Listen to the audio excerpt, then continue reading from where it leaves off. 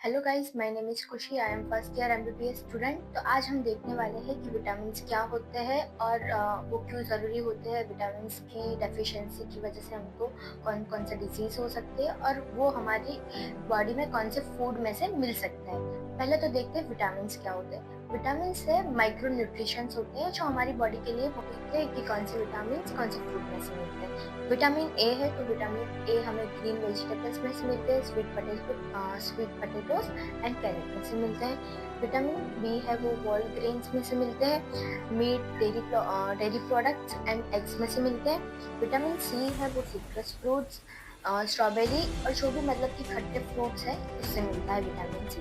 Vitamin D है तो vitamin D हमें सनलाइट से मिलेगा। और विटामिन ई है, विटामिन ई हमें नट्स और सीड में से मिलता है।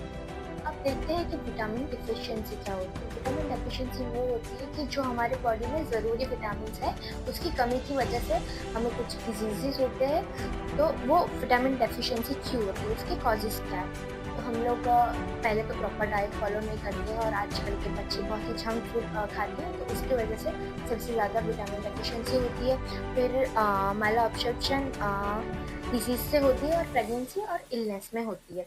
अब उसकी कॉमन सिम्टम्स क्या है, उससे वीकनेस हो जाती है और कॉमनली हमें कोई भी इन्फेक्शन हो जाते हैं। अब मैं आपको बताऊंगी कि कौन से विटामिन से कौन सी डिफिशियंसी होती है।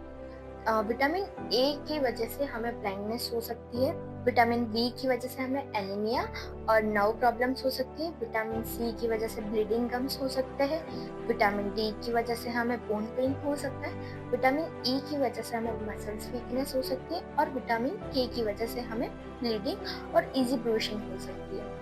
अब उसके ट्रीटमेंट्स क्या है और प्रिवेंशन क्या है। तो हम ट्रीटमेंट में अपनी हेल्दी डाइट फॉलो कर सकते हैं, तो उससे विटामिन होते हैं वो हमें अच्छे से फूड में से मिल जाएंगे। तो ये उसकी ट्रीटमेंट है। और हम सप्लीमेंट्स भी यूज़ कर सकते हैं, पर सप्लीमेंट हमें डॉक्टर की सलाह से ही लेने चाहिए। ऐसे सप्लीमेंट्स नहीं लेने चाहिए क्योंकि वो हेल्थ के लिए अच्छे नहीं होते हैं बहुत सप्लीमेंट्स खाना। और उसके प्रिवेंशन में हम लोग हेल्दी फूड खा सकते हैं एंड फ्रेश फूड खाना चाहिए। और हमें विटामिन डी के लिए सनलाइट में जाना चाहिए जिससे हमें विटामिन डी मिल सके।